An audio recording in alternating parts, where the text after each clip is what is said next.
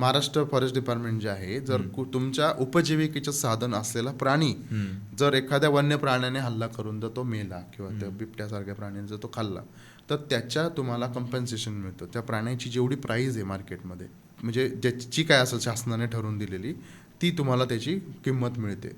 म्हणजे तुम्ही 100 बकऱ्या गेल्या तुमच्या, तर तुम्ही 100 बकऱ्या परत आणू शकतात. पण त्या ठिकाणी माणूस जाता कामा नये. कारण जर तू एखादा बिबट्या बकरी ओढून घेऊन जातो आणि एखादा माणूस त्याच्या मागे पळाला आणि जर तिथं हल्ला झाला माणसावरती, तर त्याला वेगळं वळण लागतं. त्याच्यामुळे एखादा प्राणी जर खातोय तर त्याला पोटभर, कारण एक बकरी एका बिबट्याला जवळजवळ 1 आठवडा पुरते. म्हणजे 1 आठवडा तो बाकी दुसरीकडे बघणारच नाहीये. पण तुम्ही तीच बकरी आज पकडली, आज उचलली, दुसरा कुत्रा पकडला, कुत्रा ओढून आणला, तिसऱ्या दिवशी त्यांनी वासरू पकडलं, वासरू ओढून आणलं. म्हणजे विचार करा ना, त्याला किती त्या ठिकाणी ट्रॉमा येतो किंवा स्ट्रेस आहे. सो या सगळ्या गोष्टी बघितल्या पाहिजे आणि थोडं स्मार्टली विचार केला गेला पाहिजे.